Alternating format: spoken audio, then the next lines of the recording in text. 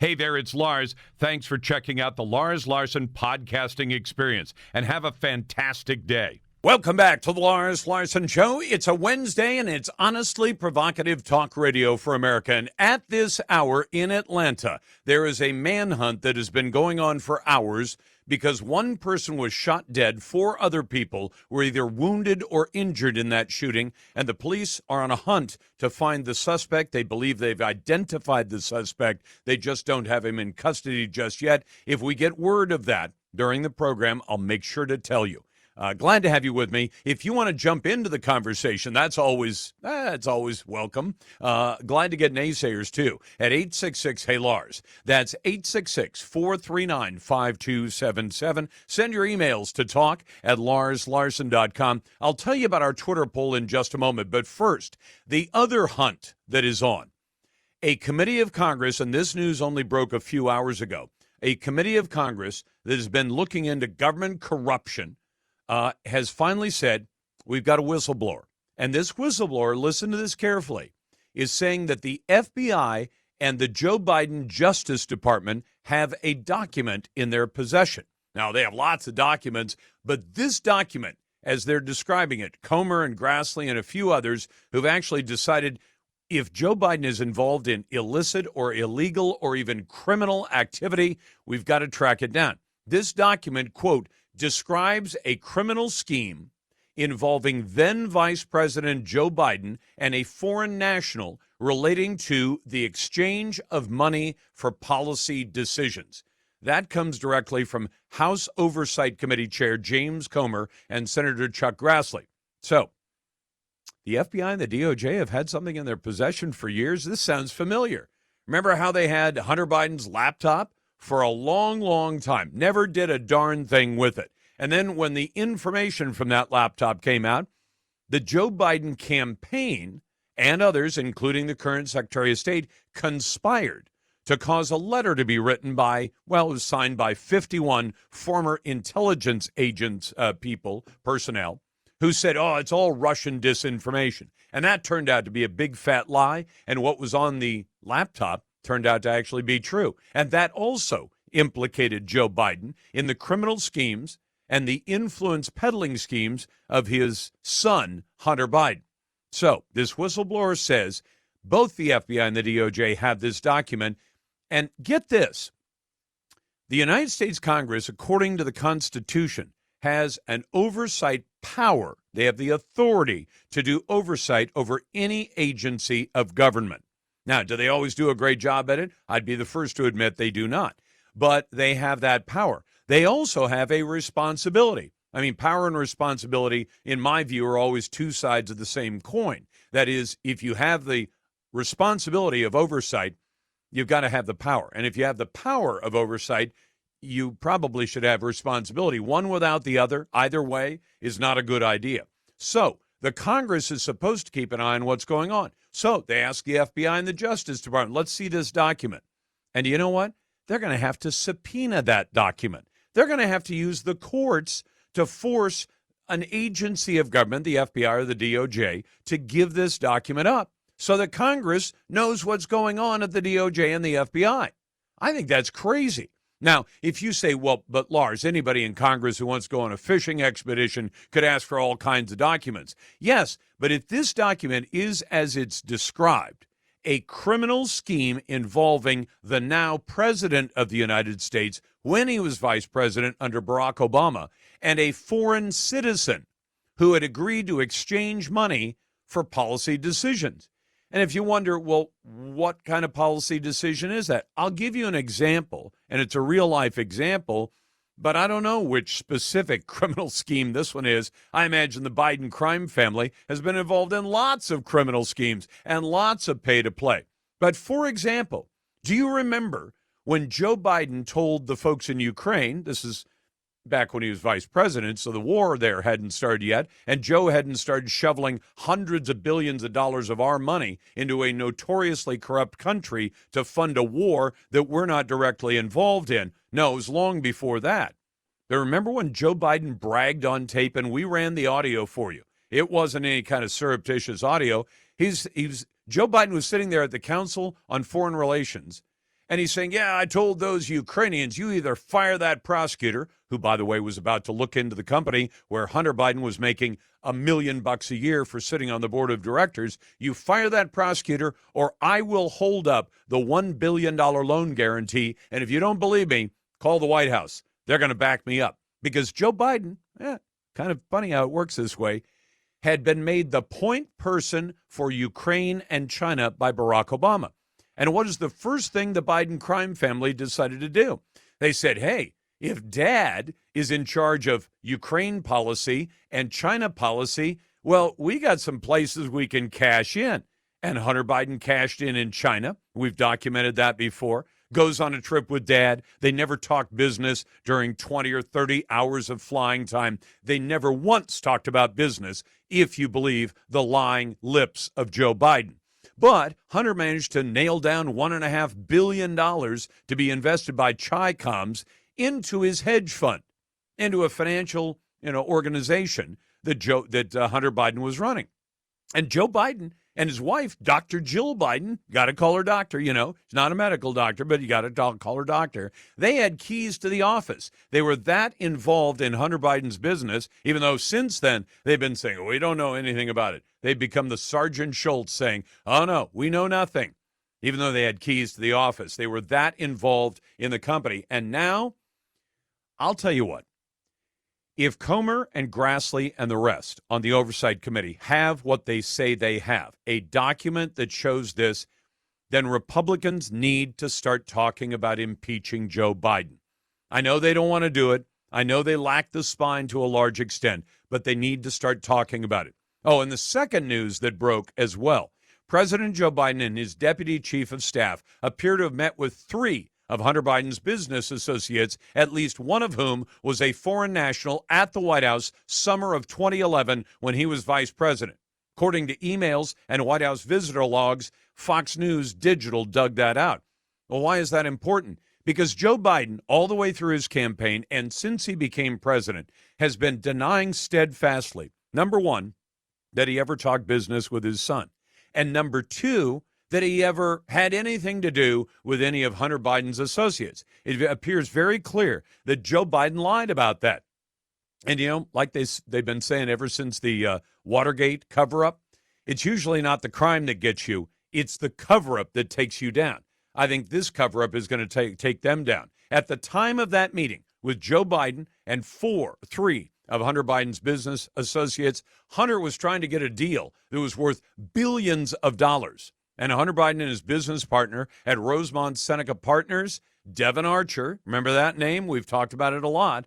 They said, we got to get a meeting between your dad and 2 of these associates, including Ji Wang. Well, it turns out they did get the meeting, and it sounds like Hunter got the money, and I'm sure they kept a big piece of it for the big guy. Back in a moment, it's the Lars Larson Show. We'll get your calls at 866-HEY-LARS. And should we believe Russia's claim that Ukraine has now tried to assassinate Vladimir Putin? That's next. Welcome back to the Lars Larson Show. Today, Russia accused Ukraine of trying to assassinate Vladimir Putin. Did it really happen, or is it just a made-up excuse for Russia to crank up the heat on Ukraine? I thought we'd put that to George Beebe, who's the former director of the CIA's Russia Analysis Department, former Russia advisor to Vice President Dick Cheney, and currently director of Grand Strategy at the Quincy Institute. George, welcome back. Hi, thanks, Lars. So when I first saw this, I thought, well, they could have tried to take out Vladimir Putin. I don't know. I had heard something a few months ago that Ukraine or it might have been Israel sat down with China and said, look, we've got to work something out. You can't try to take out Zelensky and Zelensky can't try to take out Putin. Should we believe Putin's version of this, or is there another reason to believe something else? Well, I think it's pretty clear that there was some kind of an attack on the Kremlin. I don't believe it was a serious attempt to assassinate President Putin. If it were a serious attempt, it would require real-time intelligence on Putin's location at any given time. It would require a very accurate delivery system that could bring a payload of real explosive power and drop it in that location where Putin was. None of those characteristics applied to this particular attempt. Putin was not there in the Kremlin at the time. The delivery system, this drone, was not accurate enough to target him if they did, in fact, know his whereabouts. And the explosive power that it demonstrated in this was minuscule. It did almost no damage at all to the Kremlin. So I don't think that we can say that this was a serious assassination attempt. But I do believe it was a message. This was a message, I think, most likely from Ukraine, sent to Russia. And I think the intention was that, if Russia believes it can continue to engage in these long-range strikes on Ukrainian cities and infrastructures without fear of any retaliation from Ukraine, then Russia's mistaken.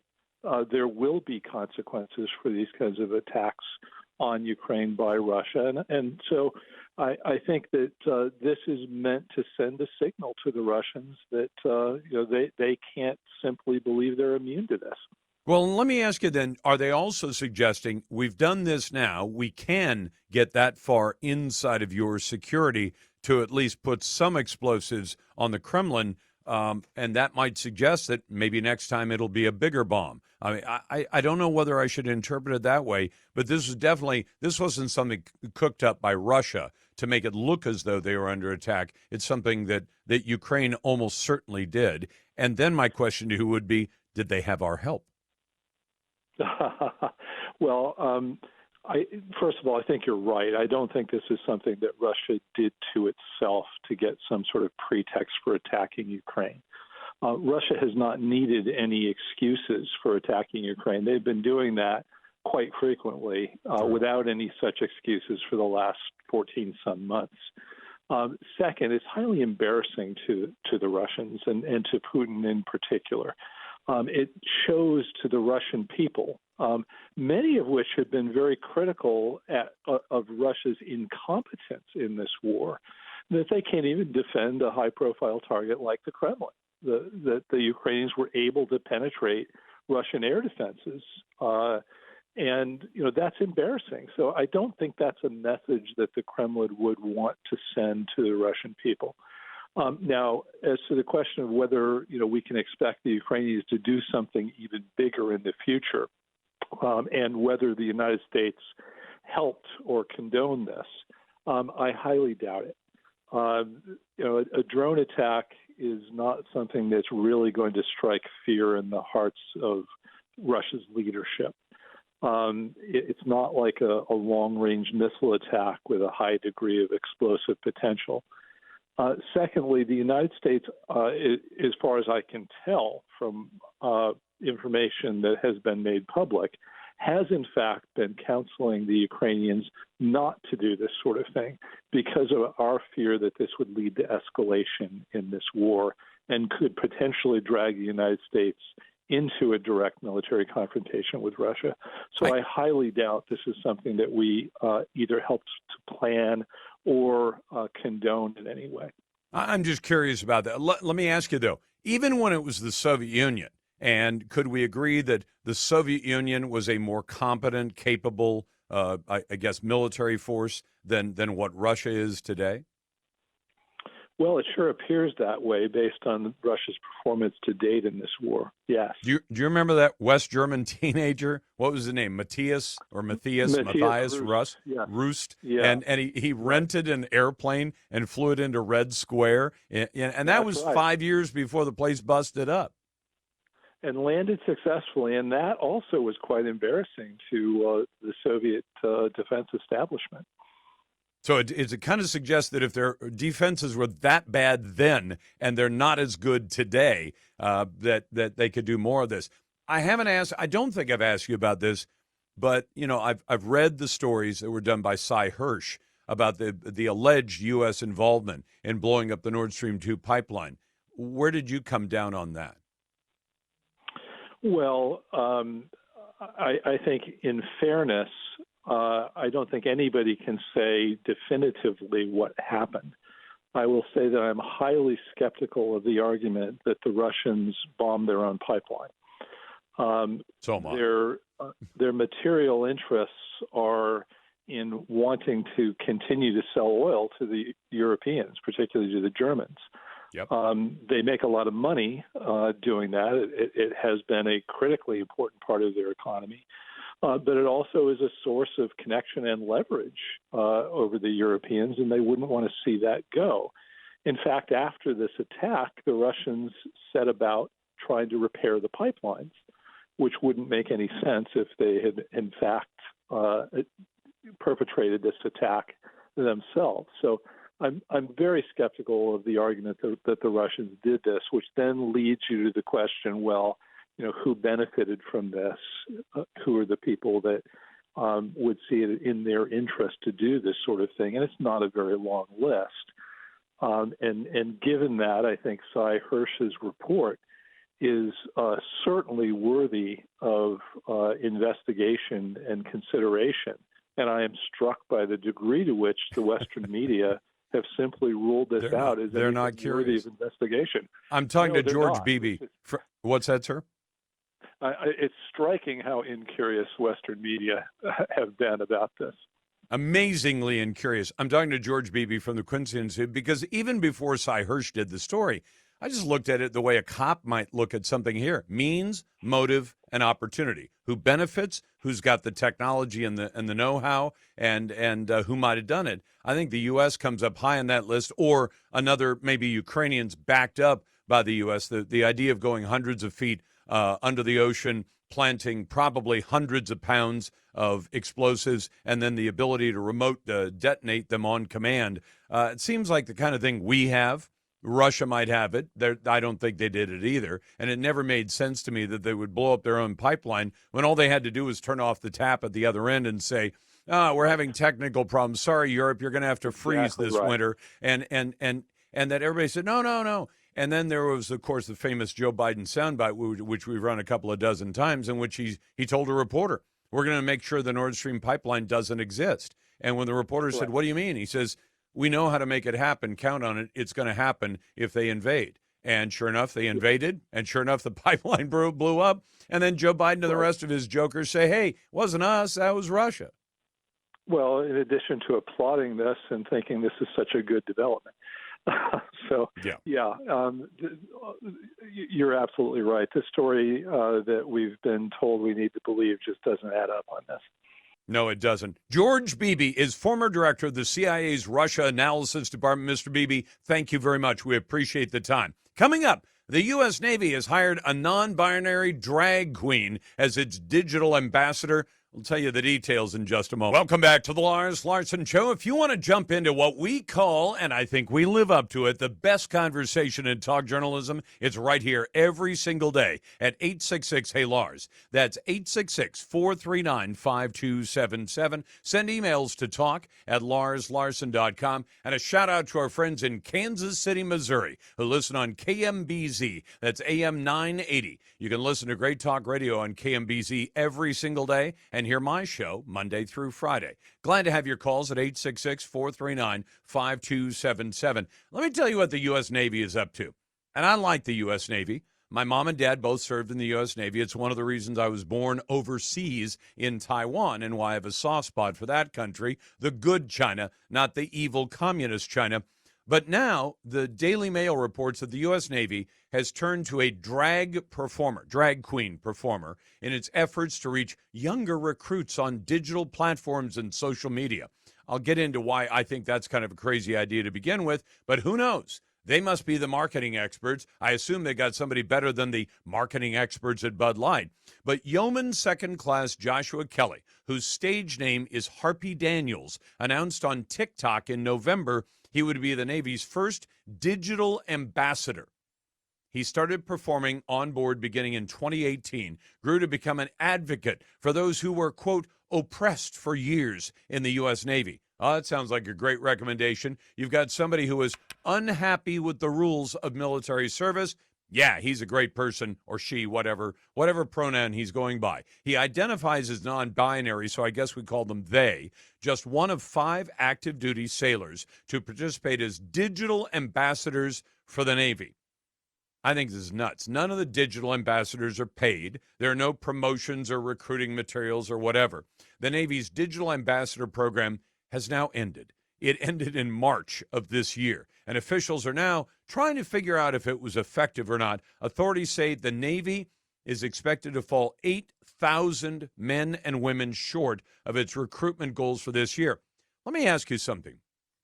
People frequently send me videos that show me the recruiting videos or commercials that are run in other countries that recruit members of the military in those countries by suggesting that being in the military means defending your country, being proud of your country, being militarily capable. I want you to tell me, because maybe I'm way off base. Maybe it's okay boomer to Lars, when I say having a man who dresses up as a woman become the digital ambassador for the U.S. Navy. Is that going to draw in the kind of people that you want in the U.S. Navy? Are there people saying, well, it kind of looks like a party. You can put on, you can dress up like a woman and show up. No big deal. I think the Navy is open to all, certainly. And what you do in your own spare time, I guess, is your business. No pun intended when I say whatever floats your boat, since it does involve the Navy. It just doesn't seem likely that if you say, we want you to join, like the Army, the few, the proud, or the Marines, the few, the proud, the Marines, the U.S. Navy, join the Navy and wear a dress. I just don't think that's a great recruiting campaign, but maybe you would differ on that. If you do, you're a naysayer, and we're glad to put you right to the head of the line at 866-HEY-LARS. That's 866-439-5277. Our Twitter poll, this one might challenge some of you. I'm sick to death that about 100,000 Americans are going to die of opiate overdoses this year. And are they putting themselves in danger by taking illegal street drugs? Yes, they are. But now in Texas, I think they finally, the authorities there, the courts and the cops, have decided to push back. A teenager, he's 19, now faces murder charges because he is alleged to have sold fentanyl that poisoned a 15-year-old Lehman High School student. The 15-year-old was found in his home. The police were called. He wasn't responsive. That was about 3 weeks ago. He's dead. And now a 19-year-old man has been charged with his murder. I think that's right. You sell deadly drugs to somebody and that person dies, going all the way back to the Len Bias case, I think you should be charged with murder, and a jury can decide if you go to prison or not. You can find the Twitter poll at Lars Larson Show and at larslarson.com. Brought to you by AMAC, the Association of Mature American Citizens. AMAC has the conservative values I believe in, so I joined a long time ago. You can too. Just go to amac.us or call 888-262-2006. AMAC is better. Better for you and better for America. Let's go to Jim in Reno listening on KKFT. Hey, Jim, welcome to the Lars Larson Show. What's on your mind? Greetings to America's Socrates of the West. So you're so kind. Listen, I'm a little surprised that while we were speculating on the attack on the Kremlin, that the possibility of a Reichstag fire didn't come up. Putin's support at home is kind of flagging, according to some reports. And they're due to have a big celebration commemorating the end of World War II in a few days. And it seems to me that would be one good motive for a symbolic attack on the Onion Dome. Well, Jim, I did bring up the possibility. I asked George Beebe, I said, is there any chance, do you think it's likely that Putin cooked this up on his own and faked the attack? And he said he doesn't think that's likely at all. And he does think it's likely that it was Ukraine that did it. And that's his assessment, former CIA Russia chief on those subjects. So he knows more than I do about the subject. But we did bring it up, and it was pretty promptly dismissed as not likely. But does that answer your question? I mean, maybe he did do it. Maybe it was faked. But do you think that Ukraine is capable of doing that kind of thing? Because especially if they got a little bit of help from the United States. Remember, they had a little bit of help when they blew up that huge Navy ship, a Russian Navy ship, and sent it to the bottom. So it's not inconceivable that they could have had both some technical and some intelligence help from the United States, because we've been giving them help all along. But that's my take on it anyway. Jim, thanks for the call from Reno, and thanks for listening to KKFT. Let me mention this. There's a lot of bank trouble going on right now, but one bank problem that is not getting a huge amount of attention involves Jeffrey Epstein. And if you say, but Lars, Jeffrey Epstein is dead. He was either murdered or he killed himself. The famous convicted pervert who was the friend of so many, very, very many politicians. Well, now Daily Wire is reporting that 19 Republican state attorneys general have made the case yesterday that J.P. Morgan Chase debanked organizations for their conservative and religious tendencies, and they're calling on the nation's largest financial institution to respect the point of view of their customers. The officials stated in the letter to Chase, obtained by the Daily Wire, that the National Committee for Religious Freedom, a nonpartisan faith-based organization dedicated to defending the right of everyone in America to live one's faith freely, says it had its Chase account nixed 3 weeks into a relationship with the company and was asked to provide a list of donors to Chase Bank. A credit card processor owned by Chase also terminated the account for the Family Council, which is a conservative organization working to strengthen family values, while a firm called WePay, which is also owned by Chase, has refused to serve Defense of Liberty, a Missouri-based political action committee. I think Chase may be playing political games to keep the Biden regulators happy. I want to read this email. Well, I'll get to the email later on. Obviously, we're headed to a break. Glad to have your calls at 866-HEY-LARS. And coming up in a moment, depending on where you live in America, you face different challenges. But what kind of challenges are facing America's southern states right now? We'll talk to Chris McDaniel next. Welcome back to the Lars Larson Show. It's a pleasure to be with you. And as you know on this show, if I ever have a bias, I call it a dog in the fight. There are people who don't like that metaphor. I don't care. It's a metaphor, folks. It's not literal. I don't have any fighting dogs. But if I have a dog in the fight, I'll always disclose it. I have before advocated for Chris McDaniel for public office, and he really should have been a U.S. Senator from the great state of Mississippi.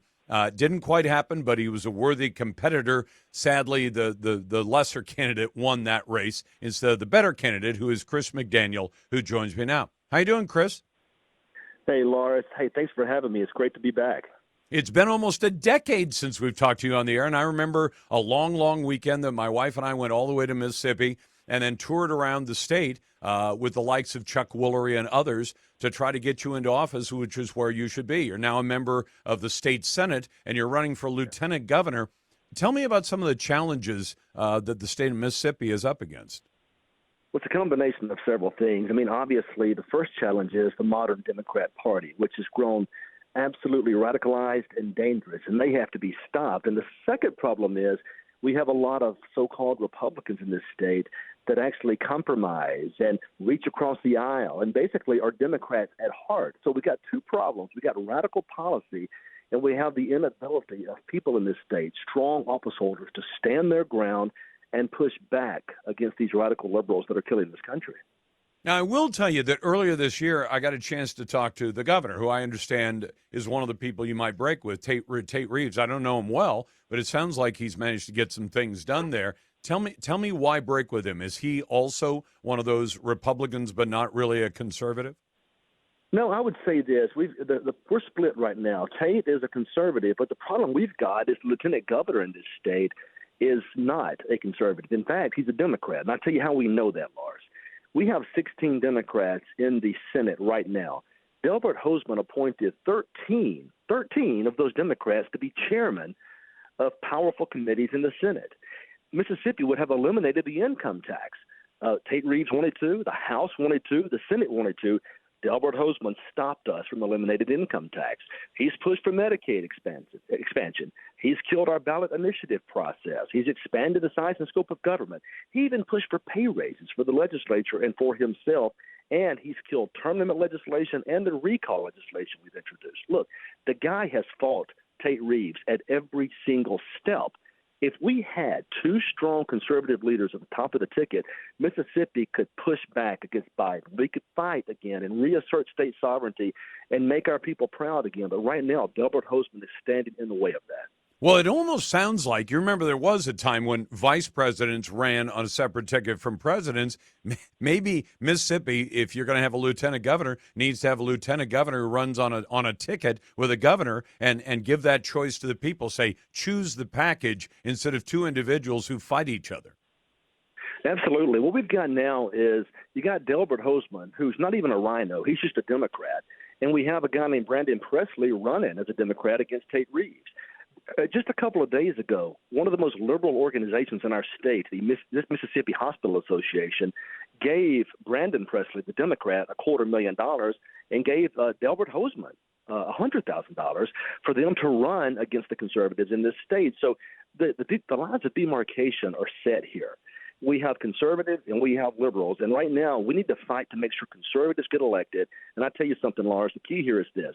The Democrats have to be defeated at all costs. We don't promote them.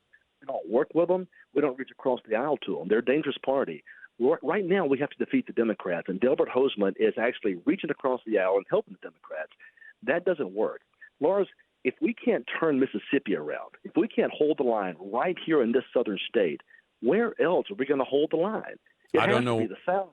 It's got to be. By the way, I'm talking to Mississippi State Senator Chris McDaniel. I've campaigned for him before. That was about a decade ago. He's now running for lieutenant governor. Before I ask you a couple more questions, Chris, where can people find you online so they can help out your campaign no matter where they happen to be?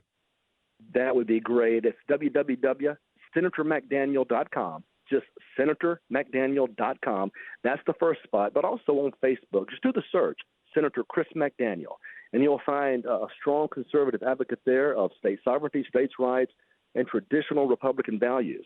We're going to fight for this country, Lars, and I appreciate you helping very much. Well, I got to tell you, Chris, one of the things, and I'm glad you haven't broken with Tate Reeves, because one of the things that impressed me, I'd never met the governor before. I ran into him at SHOT Show, which is the Shooting, Hunting, Outdoor Trade Show, because we do our show live there every year, or most years. And he told me, you know, all these other states have a huge problem of kids who fell behind during the pandemic because of the teachers' unions, never caught up. And he said, oh, we're fixing that. We got the third grade gate. You get to third grade, you're not ready for fourth. We apply a whole bunch of tutoring and everything else, get you up to speed, or you don't go on to the next grade. I said, that's fantastic. Are you spending a bundle? He says, $15 million for the whole state. Now, I know you don't have the biggest population, but $15 million to fix up the kids in an entire state. If every other state in America followed that example, stop at third grade. If you're not ready for fourth, you get held back a bit, and do some tutoring at state expense, but economically,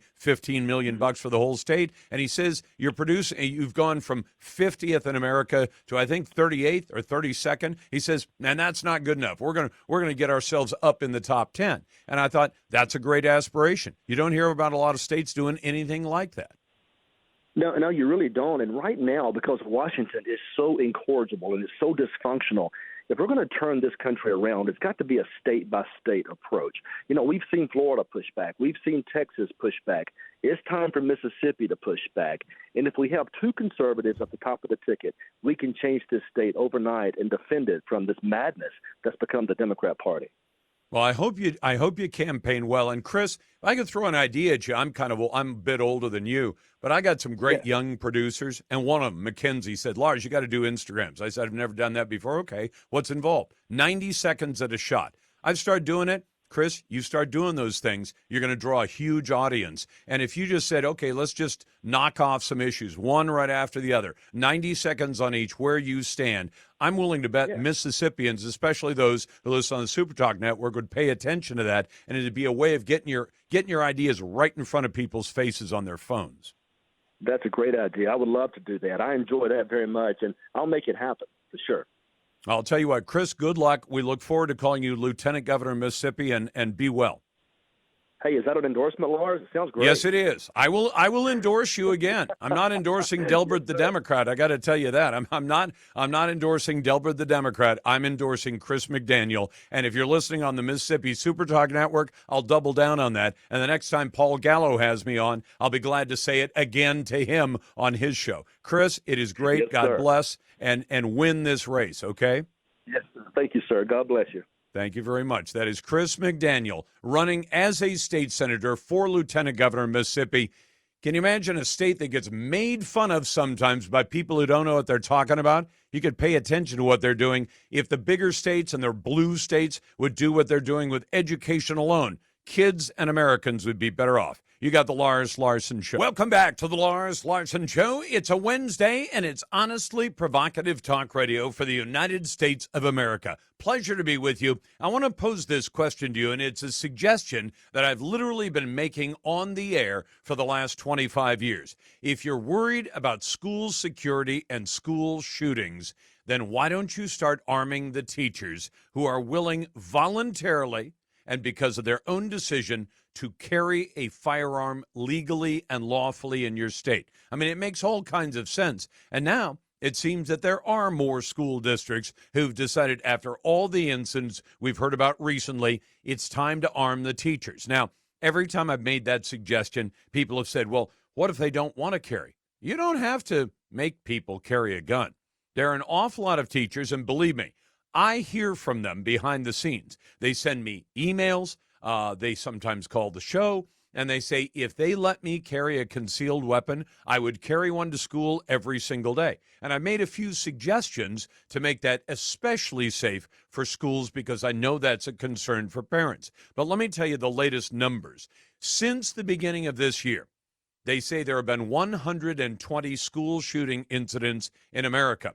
Now, that's according to something called the K-12 school shooting database. I don't always trust those numbers, and I'll tell you why. Just be aware of this when you see a number like that. And you say 120, that's almost, it's like a one a day since the beginning of the year. The reason you get numbers like that is depending on how they're putting that data into the database, they may count 2 drug-dealing thugs having a dispute on the sidewalk in front of the school as a school shooting incident. And I guess by one definition, it would be a shooting at a school, but it doesn't directly involve the school. It would be like it'd be like keeping track of car crashes or car accidents in front of a school and calling that a school-related car accident. You say, what's that? One that happens within a block or two of a school. Sometimes they're that liberal because mostly when liberals want to try to prove that there is some problem that doesn't exist, they monkey with the numbers. The other thing they'll do is they'll say, we'll define a child as in some cases up to age 22. You say a 22-year-old is not a child, nor is a 21-year-old, nor a 20-year-old. But 1 month after the active shooter killed 6 at the Covenant School in Nashville, school security consultants say that many districts are now reconsidering their safety plans, and for some of them, that involves discussions surrounding guns on campus. In other words, guns in the hands of a good guy are usually the best way to prevent a bad guy with a gun or a bad girl with a gun, although there aren't as many of those, from doing anything bad. 32 states out of the 50 allow teachers or school staff to carry with some restrictions. And when Fox News did a poll last year in August of 2022, it showed 48%, about a half, of all the people asked in the poll favored arming teachers. Some school districts decided to arm staff because they don't have enough funding for school resource officers, and some don't have school resource officers at all. Right now, there are only 16 states that actually prohibit teachers from carrying a firearm. And let me tell you another reason that doesn't always occur to people. When a bad guy or a bad gal walks into a school or any other institution, meaning to do harm, the first person who is likely to get shot is the person who's the security guard because he's identifiable. And the beauty of concealed carry, I have a carry permit. I carry every time I'm away from home. Sometimes I carry at home, depending on what I'm doing. So, what would happen if you walked into a school and you knew that every single time you entered a school meaning to do people harm, commit crimes, that there would be somebody there, maybe a few somebodies, who would have a gun, and they would end your life, or at least end your threat immediately. But you don't know who they are. You don't know if it's the janitor. You don't know if it's the social studies teacher. You don't know if it's the gym instructor or the assistant principal. You don't know. And let me tell you, Israel had this problem decades ago. They had Palestinian terrorists who would come into a marketplace where there are lots and lots of people, and then they'd just start shooting people. And Israel at the time did not have liberal laws on concealed carry by citizens. Of course, they have people in the IDF, the Israeli Defense Force, who carry guns, but they're in uniform, and they carry long guns usually, and they're very visible. But if everybody in that marketplace might be carrying a gun, the bad guy with a gun can't get very far before he gets one in the head.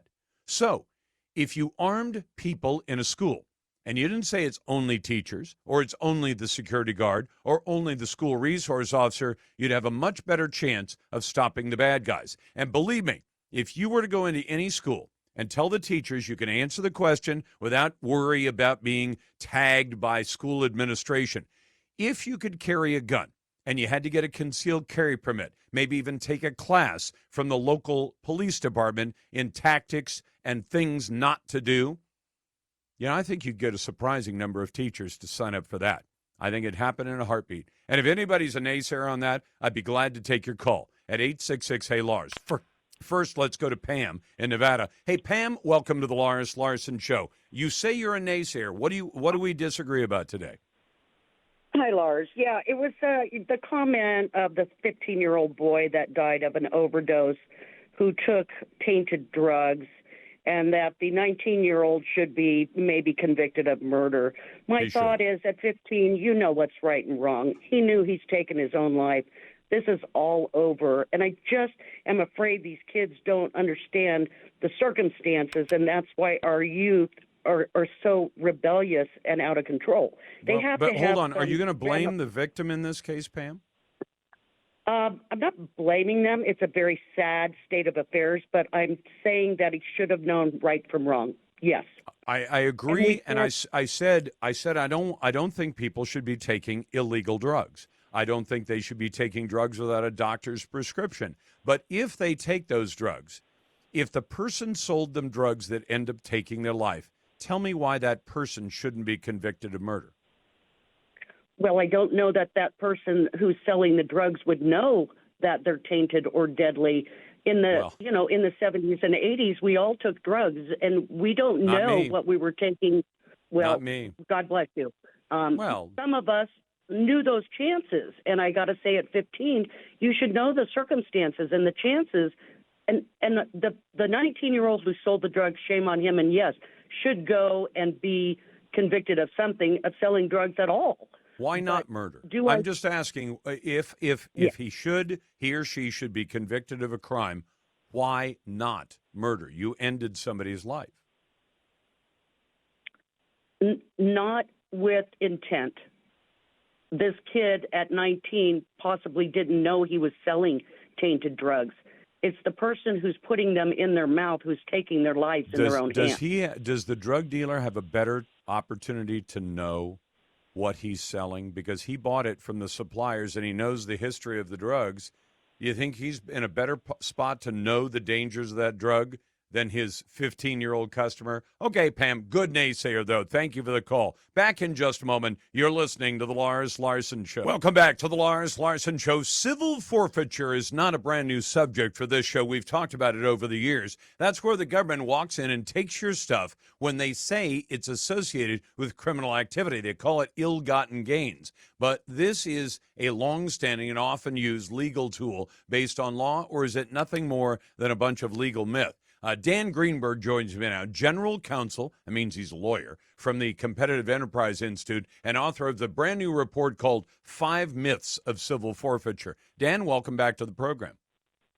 Lars Larson, it is a pleasure to be on your show tonight. How are you? I'm doing very well. And over 20 years as a reporter where I kept my opinion to myself, I ran into a lot of instances where you'd say, here's his drug dealer, and he's got 5 houses and 4 boats and fancy cars and all this, and it all came from drug proceeds, for example. And you'd say, well, you shouldn't get to keep all that stuff, as though, when they finally throw you in jail for a while or prison for a while, you come right back out to really nice houses, boats, and cars. You say, no, you should lose all that stuff.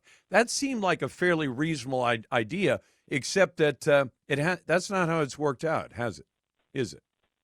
Well, I think that's fair to say, because I think that the general idea or the general image of civil forfeiture is that civil forfeiture typically occurs against, hundreds of thousands of dollars or, 6 or 7 houses or a fleet of cars. In fact, the typical civil forfeiture is a cash forfeiture, and it ranges from a couple of $100s to a couple of $1,000. The median cash forfeiture in Minnesota, for instance, is $672. The median cash forfeiture in Tennessee is $771. And so the typical range of cash forfeitures, it's a couple $100s, or, maybe, on average in many states, it's a little over $1,000. But, a lot of people carry around that kind of money in their wallet for legitimate commercial reasons. If they're running a business or they want to go take part in an auction, or maybe, some people just like to carry around a substantial amount of cash. And the difficulty is that when police encounter people who are carrying around, a couple of $100s or, even, $1,000 in cash, they assume, or they decide, this is evidence of criminal behavior. And unfortunately, that's all you need for cops to take it. And, that's a problem for those of us who like to carry cash around and are not criminals. Well, I got to tell you something, Dan. Decades ago, an older friend of mine, we were out doing fishing or something, and he said, why don't we stop and get lunch? And I go, I don't have any money in my pocket. He says, Lars, never travel anywhere away from home without some cash in your pocket, at least $20. And I took that to heart, and I've always made sure I did it. Not gigantic amounts, but enough. I've always kind of assumed if you're away from home and your car breaks down or some calamity happens and you got to get home, it might be handy to have more than a few dollars, more than $20 in your pocket, just to make sure you can make it back home safe and all that. Or if you run into some other kind of emergency. I agree with all that. Let me go to one critical part of this, and it may deal with the 5 myths of civil forfeiture that you talk about in the report. Do they always take money from people after they are convicted of a crime? Or do they, as you suggested, take money from people who've been convicted of no crime and never are convicted of a crime? That happens too often, doesn't it? That is a very, very good question. And in the majority of cases, you get money seized and eventually forfeited in the instance where you've never done anything wrong, or at least you've never been shown to have done anything wrong. Yes, seizure and forfeiture of money and seizure and forfeiture of goods often, and I would say generally, takes place without a crime ever being proven. The standard for money being seized and the standard for property being seized is essentially probable cause in most cases, and all probable cause has to be is suspicion. And so if it happens that you get pulled over or otherwise detained, and if it happens that you get searched and the law enforcement officer says, I'm searching you, and I've discovered that you're carrying $500 worth of cash, and I have suspicion that you're doing something wrong or that you've done something wrong, because ordinarily people don't carry around $500 in cash. So I suspect that you've done something wrong, and so because of that, I'm going to take your money. I'm going to what's called seize your money. And that balloons into a court procedure where at a certain point, the judge will decide who ultimately should take ownership or who ultimately is entitled to keep that money, whether it's you or the government. And if I may, I want to talk a little bit about why most people don't get to pursue that remedy in court, which is to say why most people who have their property seized actually have done nothing wrong and are never going to get due process in court, and they're going to lose their money. Oh, please do. I would imagine it has to do with the mechanics that if I've lost $300 or $500, but it's going to cost me $500 to walk into a lawyer's office and contest it and even spend an hour or two of his time or her time, that it doesn't make any sense. Is that close? Well, that's exactly right. That's exactly right. And, if you can go to a lawyer and say, I'd like you to represent me for $500 in the civil forfeiture case, you found a very good deal. In fact, you found a deal that I more or less don't think exists.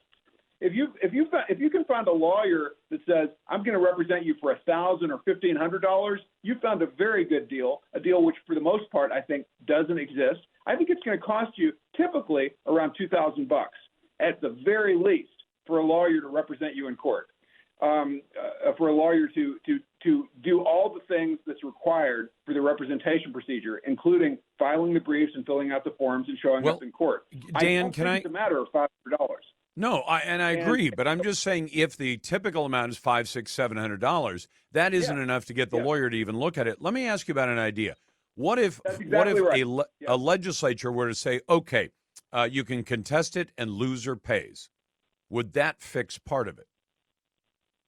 I think that you've really found something that's.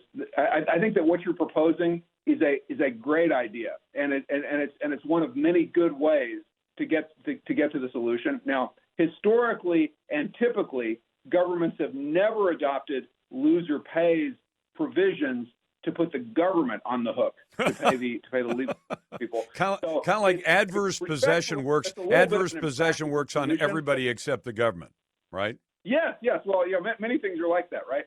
But yes, yep. I think it's a great idea to have loser pay systems. It's hard for me to imagine that any legislature or any government would ever adopt that. But yeah, the idea of like skin in the game is so crucial to good legal reform and good legal policies. Yes, and so you have actually pointed out the fundamental reason why most people don't show up in court to contest the seizures and forfeitures that they're subject to. The reason is that it's too darn expensive to hire a lawyer. Nobody's going to hire a lawyer. Nobody's going to pay a lawyer $1,000 to get their $100 back. Period. And so you have hit on the most important aspect of why the system's so messed up. Somewhat famously, Rod Rosenstein, one of the people who was in charge. Not one of my favorite people, Dan. Well, he was number two. He was not the top cop in the Trump administration. He was the second cop in the Trump administration. He's Deputy Attorney General, and Rod Rosenstein famously said, when he was discussing why it is that most people don't show up in court to contest forfeiture, he said most cases are indisputable. Right? Oh, I mean, the idea garbage. There is that the reason people don't show up in court to contest these things, well, they're guilty. So what's the point of showing up? Because if you show up in court, it's going to get demonstrated that you're not really entitled to the money. Well, I've got a different idea. The idea is not that most cases are indisputable. The problem is most cases are too expensive to. Absolutely right. Dan, I've got to break it off at that point. That's Dan Greenberg. He's the lawyer, the general counsel for the Competitive Enterprise Institute, author of a brand new report from CEI called 5 Myths of Civil Forfeiture. I'll get to your phone calls in the next segment. And remember when Obama was in charge and Iran took 2 U.S. Navy vessels and humiliated our service members? Well, guess what? It's happening again. Welcome back to the Lars Larson Show. It's a pleasure to be with you on a Wednesday. Always glad to get your calls at 866-HEY-LARS. That's 866-439-5277. Send your emails to talk@larslarson.com. And, of course, a shout-out to our friends on KBKW. That's AM 1450 in Aberdeen, Washington, where you can find great talk radio all day and my show Monday through Friday. Our Twitter poll today: should kids who sell dangerous drugs to another kid who dies be charged with murder? I answered yes. That's exactly what's happening in Hays County, Texas, where a 15-year-old overdosed on a fentanyl overdose, and a 19-year-old, an adult officially, has been charged with the murder. He's a teenager, but he's an adult, and I think that's exactly right. Leave it up to a jury to decide whether or not the person who sold the drugs to the 15-year-old and the 15-year-old died of a drug overdose, decide whether or not the drug dealer who made money from that deal should be charged with and convicted of murder, I'd answer yes to that. If more of America would follow that lead, I think we might be able to get a handle on some of this problem. Not all of it by any stretch, but some. You can find today's Twitter poll at Lars Larson Show and at larslarson.com, brought to you by AMAC. It's a great conservative group I joined years ago, the Association of Mature American Citizens. AMAC has the conservative values I believe in. Join the group by going to amac.us or call 888-262-2006. AMAC is better. Better for America and better for you. And yesterday's Twitter poll, California plans to, within about a decade, ban all deliveries in the state that are powered by diesel. Now, somebody actually emailed me last night about that Twitter poll question and said, what about trains? All trains run on diesel. They don't run on electricity. Are they banning trains as well? How about deliveries that are made to the state by ships that sail the sea and bring in imports from Asia? Now, those are powered by oil as well. I'm guessing that California will give an exception to that. I answered yes to that when I asked the question, should truckers give the state a taste of that right now? And my suggestion was, if the Teamsters and independent truckers got together and said California wants to know what it'll be like when nothing is delivered on the 1.8 million trucks, not just long-haul trucks, but local delivery trucks that run on gasoline and oil, why don't you give them a 3-day taste of it? Just shut down all deliveries, fuel, goods, food, the whole 9 yards for 3 days. I think 3 days would be enough to wake California up right now. 96% of you said yes the way I did. Only 4% of you said no to that question. In any case, if you want to join the best conversation in talk journalism, it's 866-HEY-LARS. That's 866-439-5277. Send your emails to talk@larslarson.com. I have to tell you something. When I was in the news business, I would joke with people and I'd say, listen, in television news, they love anything, any story that involves sex or things that are on fire or blow up. And they tend to spend a lot of attention on things where people have died. Sadly, that is the news business. Well, consider Hunter Biden. Don't you think Hunter Biden would make one heck of a news story almost any day of the week? You've got a guy kicked out of the Navy Reserve for cocaine use. He's involved in all kinds of sleazy deals. But I think one of the most heart-rending stories involves Hunter Biden fathering a little girl. And I've seen pictures of Navy Joan Roberts is her name. She's now 4 years old. And her mother was somebody that Hunter Biden apparently met because she was involved in some kind of adult entertainment, strip club or whatever. But she produced their union, sad though the circumstances may be, produced a beautiful little child. And Hunter Biden wanted to deny the existence of that child. He denied that he was the father until he was forced to take a DNA test, and it proved that he really was the father of 4-year-old Navy Joan Roberts. And he's been paying child support. Well, Hunter Biden makes a lot of money. I mean, the Biden crime family has been very, very good financially for the Bidens. He's been paying $20,000 a month so that his little girl could enjoy the same lifestyle and quality of life as her half-siblings and cousins who are members of the Biden family.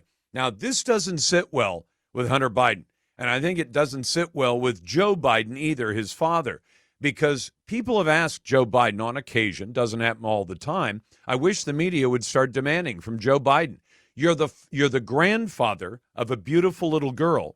Will you at least admit she exists? Will you at least acknowledge that this is your grandchild, even if you don't like the circumstances of her creation? She is your grandchild. Do you know Joe Biden won't even acknowledge that?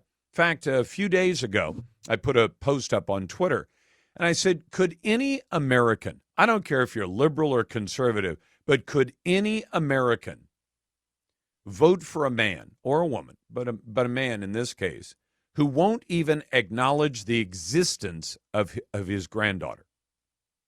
And I think I'd have to say no. And I think most Democrats don't even want to be reminded of it, so the media helpfully does not remind them of it. But consider this. Hunter Biden paid his dad $50,000 a month to rent a house that Joe Biden owns that isn't worth anywhere near that. It's worth a fraction of that as a rental. Now, it's probably one of the ways that Hunter Biden transferred some of his ill-gotten gains from those sleazy deals he cut in China and Moscow and Ukraine. But $50,000 a month he'll pay to rent a simple house. Well, it was a nice house, but wasn't that nice. But he wants to stop paying $20,000 a month so that his daughter can enjoy the same lifestyle that he has. And he went to court. And lawyers for Hunter Biden's out-of-wedlock daughter have told an Arkansas court that their client would not agree to the first son's request for a reduced child support bill. So Hunter Biden is still going to be paying $20,000 a month. This is a guy who's sleazy all day long and twice on Sunday. And I don't like that. I don't like the fact that he's probably compromised the current president of the United States. He's compromised him to China and to Moscow and Ukraine. But when you do this kind of dirty deed to a little girl, a little 4-year-old girl who didn't do anything wrong. In fact, Hunter Biden is such a sleaze that he's actually asked the courts if he could forbid that little girl from even using his last name. Well, you fathered that child. She's entitled to your last name, and I don't think you should take it away from him. Now, do I expect that most of the media is going to remind citizens of this? Kind of doubt it. But wouldn't that be interesting? Do you suppose if Donald Trump had an illegitimate child whose very existence he had denied for a time until it was proved by medicine that he was the father, do you suppose the major news media would even hesitate to run that story over and over and over again? I don't think so. Now, a young lady by the name of Twyla wrote to me, and she said, Lars, I listen to your show often while driving home from work. Yesterday, I heard a portion of the guy you had talking about the Florida decisions on COVID vaccine. As soon as that guy you were talking to said it was proven early on that ivermectin does not work on COVID, I tuned him out. She's talking about Dr. Henry Miller. And even though Henry is a regular guest on the show, I never hesitate to remind people that Henry and I disagree on many things. I'll bow to his greater medical education, but I think he's wrong about ivermectin. I think he's wrong about hydroxychloroquine, and I think he's especially wrong about the mRNA shot, the jab that so many of us have said, we're not going to take it. We think the risks are too great, and I never have been jabbed. So, Twyla writes, I and many of my friends are testament to the fact that ivermectin does work on COVID. Not only does it work, usually works within 2 to 3 days. I've had friends who had pneumonia or were close to death from COVID, started on ivermectin. They were well within 3 days' time. 2 times I took antibiotics. Back in just a moment. You're listening to The Lars Larson Show. Welcome back to The Lars Larson Show. It's a pleasure to be with you. I'll get to your calls a bit later at 866-HEY-LARS. You can send emails to talk@larslarson.com. Mark Hager joins me now, veteran, historian, teacher, award-winning filmmaker, and the author of a brand new book called Last of the 357th Infantry. Mark, welcome to the program. Oh, it's good to be here, and hope things are going well for you all, and hope the audience is doing well. I'm just excited to be on. Well, I'm glad to have you because I want you to tell the story of PFC Harold Frank and why is he one of the big heroes of World War II? Well, Harold, he's a jewel. It really began. I was helping a farmer who had bought a historic piece of property. It was on the farm, but very historic home, and was looking for some guidance because I do some preservation work. And in gratitude, he invited me to a farmer's luncheon, and I got there. Being a veteran, I got there a little bit late from my office at the university where I was teaching at the time. And the people that I recognized, they were already, seated close together. And so when I can't do that, I look for a veteran naturally and to sit next to, and saw just one older man wearing his POW cap, and I said, that's where I'm going. So I sat down, started to eat, and I asked him, he had a POW cap, and I said, if you don't mind, sir, what unit were you with? And he said, I was in the 357th Infantry, and I was stationed in Germany in the Army myself, and tried to go to World War II battlefields, and I just kind of stopped. And I said, sir, the only 357th was with the 90th Division. You guys got wiped out 2 or 3 different times in the Normandy campaign. And he got a little bit emotional, and he said, lost a lot of good men. And I was going, oh, my gosh, how do I not know him? This is my county. And we started talking, and I had a couple of napkins and then a few cards, and I was writing down, asking him questions, and I was, and then finding out more and more about him, and then the POW status, and being in Dresden and surviving the 1,000-plane firebombing of Dresden and escape attempt, and finally the farmer that I first was talking about, he said, because everyone was gone, it was just me and the World War II veteran just sitting by ourselves talking at the table, and I didn't care what phone messages were coming across my smartphone or anything. It didn't matter. This guy, I couldn't believe, was still with us. And this is a man who was with his battalion when they came onto the shore at Utah Beach, right? Yeah, he came in, the 357th, that was the one I was trying to figure out. I know their big battle, it began when they met up with the 82nd Airborne, the 508 Parachute Infantry Regiment near the LaFayette Causeway on the Meredith River. And the 90th came in behind the 4th Infantry Division. There were some of the 357 that initially landed, but their job was not to attack at the beach. It was to get ready for the entire division to land, and their job was, as the 4th turned to go and capture Cherbourg, then the 90th was to come in and go straight across the peninsula and block any attempts by the Germans either to try to send reinforcements to Cherbourg, or if they were trying to escape from Cherbourg, they couldn't get out. And so Harold gets there, and it's really about D-Day +6 that they begin their move inland, and then by the time they get to the Meredith River, the 82nd has been, pinned down, fighting desperately for 4 days, trying to hold that key bridge, and just about lost it when the 90th Division arrives, and that's when Harold arrives. And him and his assistant gunner, Paul Esworth, from Frederick, Maryland. So if you've read the book, that's where it begins, and the historians would say that for the 90th Division, their heaviest fighting in World War II would be between the LaFayette Causeway and the Battle of Gorbayville and Boucadre, Hill 122, all in that, over 5,000 casualties in a very short time period. I'm talking to Mark Hager, who's a veteran, a historian, and thank you for your service, by the way, a teacher, award-winning filmmaker. His latest book is called Last of the 357th Infantry. I think I'd be remiss if I didn't ask you, this man was a crack shot. I mean, very, very good. Yeah. And his weapon of choice was the BAR, right? Yes. Yes, very much so. He was raised, unlike some of the things you see today. He was expected to be a man by the time he was 12 years old when you read the book. And I spent 5 chapters trying to explain that during the Great Depression what it meant. So you're in Harold's shoes. You become Harold. Those first 5 chapters. And you're trying to see what he has to do to survive. And every piece of equipment, he had to learn how it operated as a child before actually operating it.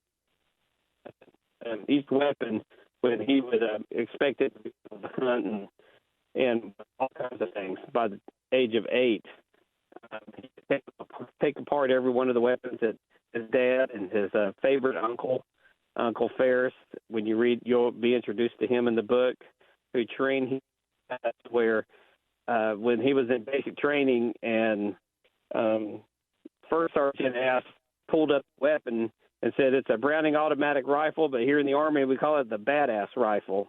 And it can fire so many hundred rounds a minute. Harold's hand was already up in the air before he could even say who wants to volunteer to carry it. And so he said, and no matter if he was fascinated with it, he said he could take it apart, put it back together in 10 minutes blindfolded. And he said he loved that weapon and took so much care, and of course, he excelled in the 271st Infantry at that point in Camp Shelby, and then was at the top. And then eventually, I won't give all the book away, but they try to give him another rank. I guess it would have been corporal at that time, but stayed to train others with the BAR. And he said, "No, I didn't come here to teach. I came here to fight." And so him and a couple other BAR men he noticed were pulled out of line after going on a 9-mile forced march to get ready for amphibious training. And he didn't know what was going on. And they were given a 3-day pass and told to report back at 6 a.m. on Monday morning. And next thing they knew, they were at Camp Shanks, New York, and then all the way over to England, and then training. And that was when they put it together that this was going to be whatever was going to be the big landing in France somewhere. That's right. That's Mark Hager. You got to read the whole book. Last of the 357th Infantry. Mr. Hager, thank you very much for your service, and thanks for your time. You're listening to The Lars Larson Show. Welcome back to The Lars Larson Show. It's a pleasure to be with you. Do you think that children should be able to get married with parental consent or without parental consent? You might be surprised what the laws say around America, and it's now become a question around the world because there are, get this, out of about 8 billion people on the planet, I think we're right at that number right now, there are about two-thirds of a billion girls, teenagers, and women today who are married below the age of 18. And at present, there are about 12 million girls and teenage girls who are becoming brides every single year. Now, we'll get into the details of that, and I want to ask you the question. Well, most of America is consumed with this question, and it's a dumb question, of whether boys can become girls and girls can become boys. Here's a question. Should we protect those children, and are we doing enough? They say right now child marriage is declining worldwide, but at a rate that would not eliminate the practice for about another 300 years. And there are a bunch of other factors, economies, climate change, things like that, that might actually affect that. That's the result of a United Nations, a UNICEF report. That's the United Nations Children's Fund. I have to admit I'm not a big fan of the United Nations. And UNICEF, while they do work on behalf of children, I think the UN is far too beholden to a lot of really ugly countries around planet Earth. And by ugly, I don't mean the landscape. I don't even mean the individual people who live in that country. I mean the leadership of those countries, made up of a lot of thugs and dictatorships. I just don't have much room for it. But welcome to the Lars Larson Show. And if you want to jump in to the best conversation in talk journalism, it happens right here every day at 866-HEY-LARS. That's 866-439-5277. You can send your emails to talk@larslarson.com, and feel free to vote in our Twitter poll. My producers and I put up a brand new question written from the news of the day every single day just to keep it nice and fresh. Today's Twitter poll: should kids who sell dangerous drugs to another kid who dies be charged with murder? The example comes out of Texas, where a 19-year-old, still a teenager, but not a kid anymore, an adult, sold deadly drugs, fentanyl in this case, to a 15-year-old. The 15-year-old was found dead in his home of a drug overdose. The 19-year-old has now been charged with murder. And should kids who sell dangerous drugs to another kid who dies be charged with murder? My answer is yes. You can answer any way you like at Lars Larson Show and at larslarson.com. Brought to you by AMAC. That's the Association of Mature American Citizens. AMAC has the conservative values I've always believed in. I joined the group years and years ago. You should join too. It's a great group, by the way. It has a lot to recommend it. AMAC.us. And by the way, if you're a member of AARP, that is a liberal organization that promotes liberal policies like Obamacare. I wouldn't touch AARP with a 10-foot pole. You can call AMAC at 888-262-2006. AMAC is better. Better for you and better for America. Now, let me tell you more about this child marriage issue because, frankly, I think you need to be mature to be able to make the decision to get married. Okay? Tina and I got married in my late 30s. She was in her late 20s. And I think you have to have some maturity. And if you get married when you are immature, I know we can all talk about our dads and our granddads and our great-granddads and how things worked back in the day. That was back in the day. That's not today. And today, I don't think it's an especially good idea to have children, either boys or girls, getting married before they've got at least a little bit of maturity. Now, you might know that in the United States, the age at which you can get married with and without parental consent is set by every single one of the 50 states. 58 if you're an Obama fan, some other number if you're a Joe Biden fan. I'm not sure he knows how many states there are in America. But right now, in 18 states, you can get married without parental consent at the age of 18. One exception, Nebraska. The minimum age is 19. My mom was born in Nebraska, in Scottsbluff, very conservative state. And then, of course, Mississippi and Puerto Rico, the age of consent for marriage is 21. Now, in most U.S. states, the minimum age for minors that have parental consent goes all the way from a low of 12, which sounds like something a third world country would do. I think that might be Massachusetts, all the way to 17 years of age without parental consent. California and Mississippi do not have set minimum ages for minors to marry with parental consent. Some states have set minimum ages for males and females with or without parental consent. Massachusetts, as I mentioned, has the lowest minimum marriage age, parental consent. With parental consent, you can get married at the ripe old age of 12 for girls and 14 for boys. Hey, what happened to the hashtag Me Too crowd that would say, why are you treating boys and girls differently? Although these days, maybe if one of the boys says, I want to get married at age 12, strange idea, but you might just say, well, then identify as a girl and you're off to the races. Now, consider this as well. According to the report out of UNICEF, 300,000 minors under the age of 18 were legally married in the United States in just the last 20 years. A few of them were as young as 10 years of age. And it kind of makes me want to question the wisdom of their parents to say, what parent would say that at the age of 10 that you can get married? I mean, I've got a 7-year-old granddaughter. I can't imagine her getting married till she's, probably 30. And I'll just remind everybody, Grandpa owns guns and he's very conservative. In any case, most of the girls were wed to adult men, an average of 4 years older. Now, that maybe doesn't sound too bad, except you start doing the math and you say, if your bride is 13 and you're 17, do either one of you in today's world, not in days gone by, have the kind of maturity that it takes to manage a marriage, to support yourself and everything else? Even at 16 or 17, regardless of the spousal age difference, child marriage, number one, can easily be a forced marriage. And I don't believe in that at all. Minors have limited rights with which to escape an unwanted marriage. Typically, they're not even allowed to file for divorce. That may be much of that may be an artifact of what we call, and I don't like it, this multiculturalism, where you say, oh, it doesn't matter what Americans think is right. It only matters what the individual thinks is right.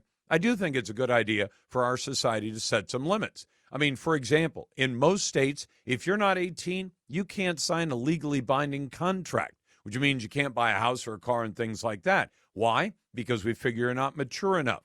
And then you've got this question. Statutory rape laws often will allow a marriage to cover up a sexual crime. I remember that argument when Mary Kay Letourneau raped Villy Flau way back in the day. She was his teacher. She was 35 or so. He was 13 years of age when they started having sex. And how did they cover up that crime? Well, after she got out of prison, they covered it up by simply saying, well, they're getting married. Isn't it wonderful? In any case, glad to be with you on a Wednesday. Always glad to take your calls at 866-HEY-LARS. That's 866-439-3600. 349-4287. Coming up, we're going to talk about Clarence Thomas and questions about America's Supreme Court. Welcome back to the Lars Larson Show. It's a pleasure to be with you, and I'm always glad to get to your phone calls and your emails at 866-HEY-LARS. That's 866-439-5277. Send your emails to talk@larslarson.com, and you can answer our Twitter poll. You'll find it two places,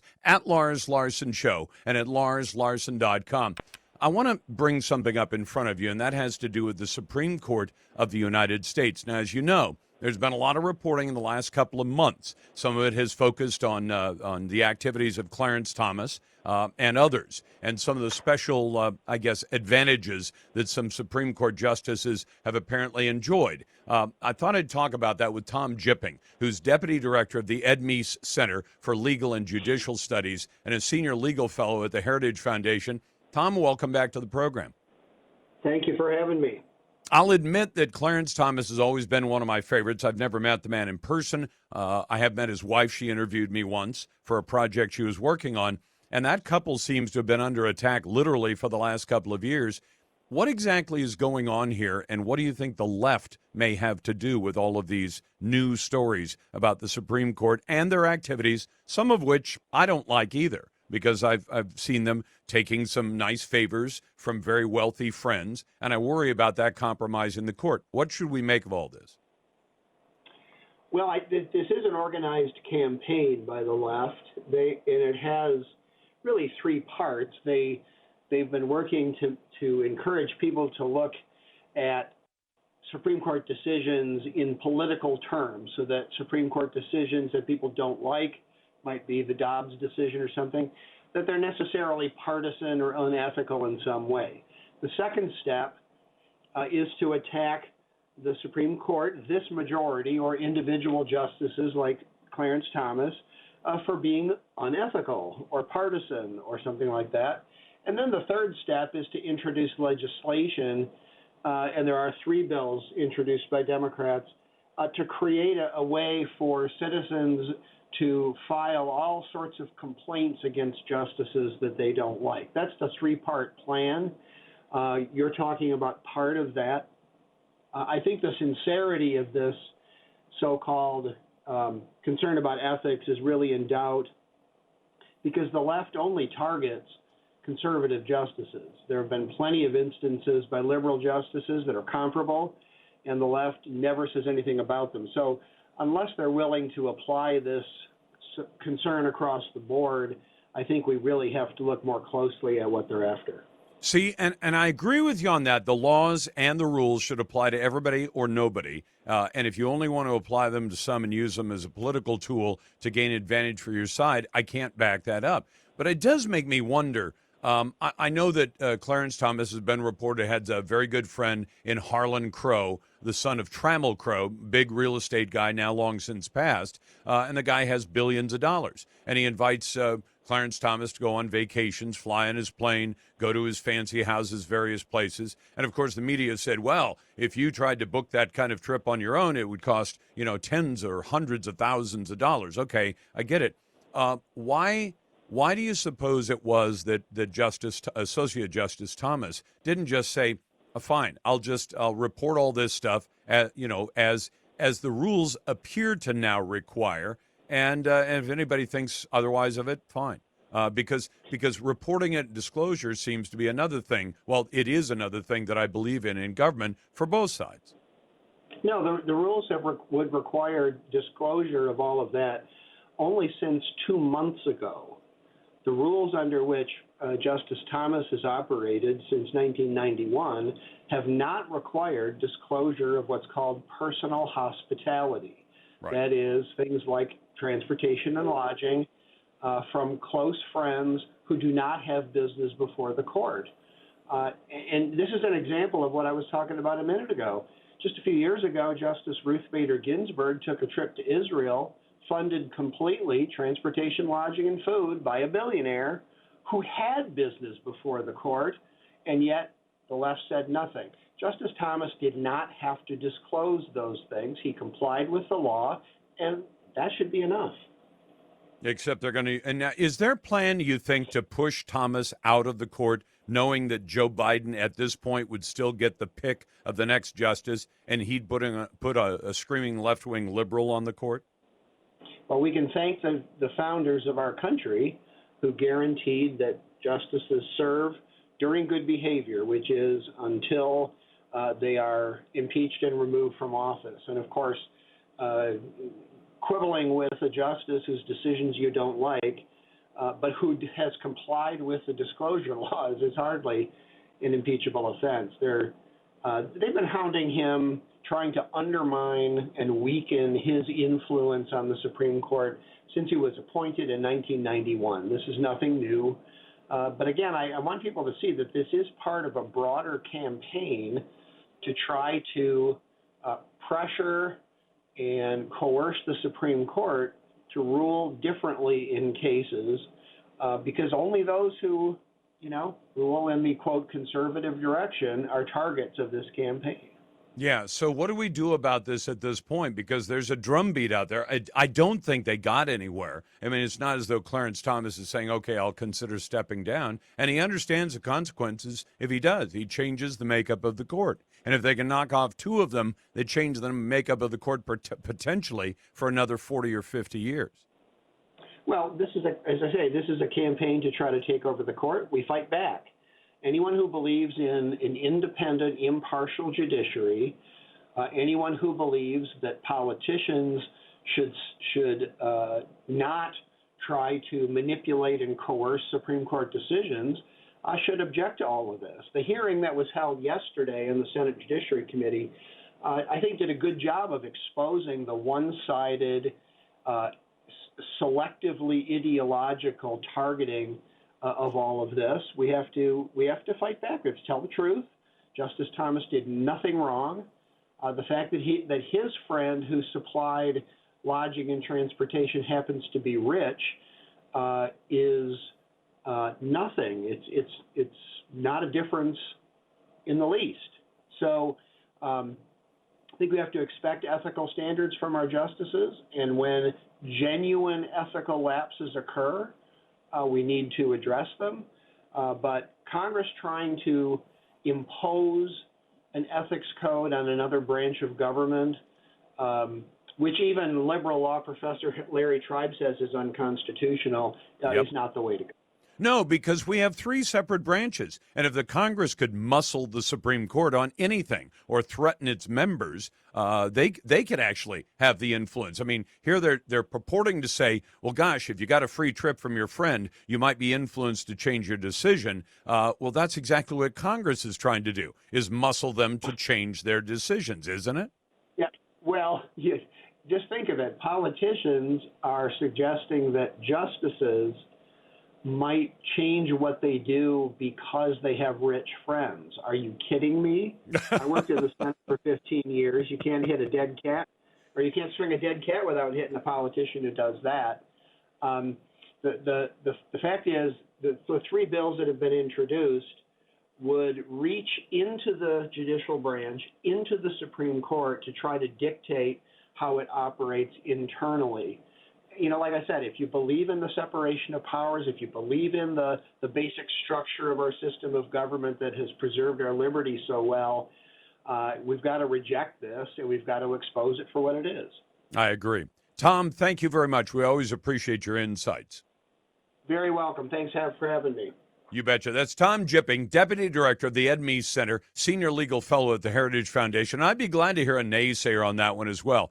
Glad you're listening on the Lars Larson Show. It's a pleasure to take your phone calls and emails. And as you know, we put naysayers right to the head of the line at 866-HEY-LARS. That's 866-439-5277. You can send emails to talk@larslarson.com. Doesn't get much easier than that. And you can vote in our Twitter poll. You'll find it two places, at Lars Larson Show on Twitter and larslarson.com on the web.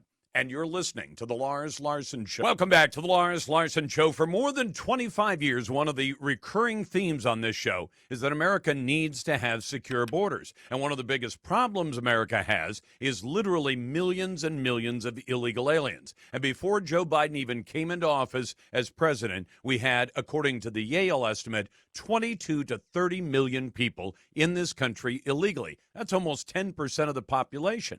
And then Joe Biden comes in and makes previous invasions of America by illegals pale by comparison.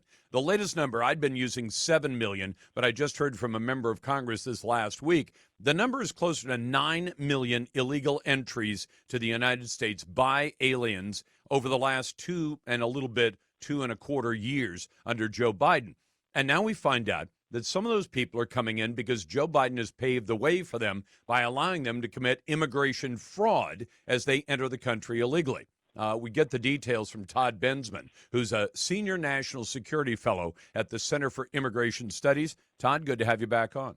Great to be here. Thank you for having me. Would you mind explaining to my audience how this works? Because we do have, for people who are seeking succor, they're looking for a place to go and be safe from the persecution they've felt, and there are legitimate cases like that.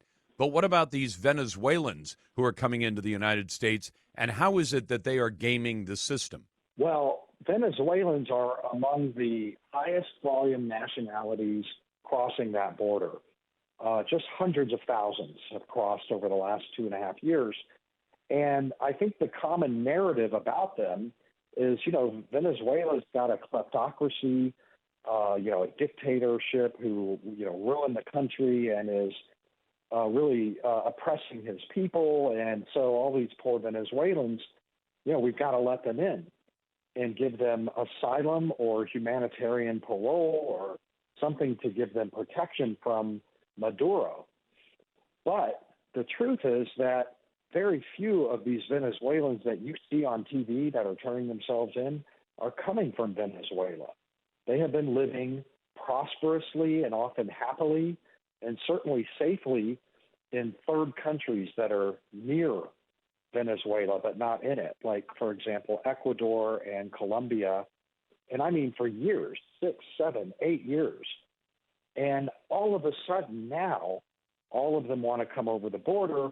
And when you really get down and interview with them, they tell you the only reason I really want to come is because the border's open and I can get in. They're letting us in. They're letting us all in. All we have to do is say we're coming from Venezuela. That's asylum fraud. That means that at some point, all those thousands of people are going to have to claim on a government document and or to an agent of the federal government that they were persecuted. But when I talk to them, I've got this, lots of video interviews with them in my piece at CIS.org today, a 15-minute video about this. They're saying, yeah, I loved Ecuador. I'm going to miss it so much. A lot of them are very prosperous. They have all the latest fashions. They flew in. They are just simply upgrading because they can. And because economically it's better. Todd, I think one of my problems with the immigration debate is there seem to be people who are afraid of saying you're coming in because you want to get a better paying job. You want to live in a country that perhaps has better courts, better cops, better neighborhoods, better everything, and you'll make a whole lot more money here. Well, that's a nice aspiration. I want everybody to make more money legally. But I don't make money illegally, and I don't respect people who earn their income illegally. So if they say, well, I want to leave Ecuador, I was happy there, I wasn't being persecuted in Venezuela, even though I am Venezuelan, but I was in Ecuador, I wasn't being persecuted, but the paycheck is better in America, I'd like to come here. America doesn't grant immigration to this country simply based on economic need, does it? It does not. And so all of these Venezuelans will be making a claim that they should be allowed in on humanitarian protection grounds, which is to say, I am fleeing imminent harm. I am fleeing death-defying danger. I am fleeing political persecution based on my race or religion. And that is the fraud. That is actually prosecutable fraud, felony fraud. Those you lie to immigration officers about that, put it on a document and sign your name on it. You're looking at up to 5 years in prison per count. And I would argue that the vast majority of the Venezuelans that you're seeing coming in under the Fox News drone or whatever the camera is that's catching the thousands of them turning themselves in, that they are all going to claim that if they haven't already. And I just wanted to point out in my piece that this is just a major fraud that's going on, being perpetrated against the American people, and nobody is calling them on it.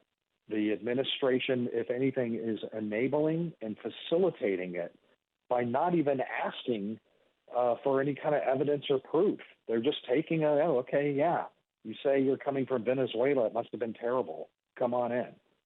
Yeah, and the thing is, this country has prosecuted immigration fraud before. I mean, I remember one case where 400 people who were actually very well educated, very well heeled. I didn't defend them doing this, but they got married to 400 other people, both men and women, and they perpetrated one of the largest immigration frauds in American history. And the federal government went to extraordinary lengths to prove that they had gamed the system. Even though you could say on paper, these are the kind of people we want, well-educated, well-heeled, self-supporting, etc., but you still don't get to game the system. Usually the punishment is not just the 5 years you mentioned, but isn't it also the case that if you perpetrate immigration fraud, immigration can literally say, you aren't allowed to apply for American status again for at least a certain number of years, or maybe never. Isn't that also the case? That's one of the punishments? Yeah, all of those processes and laws and systems are in place. The problem is that this administration doesn't care about those laws and will not prosecute. You'll never see that happen under this administration. They are doing everything they can to not check you.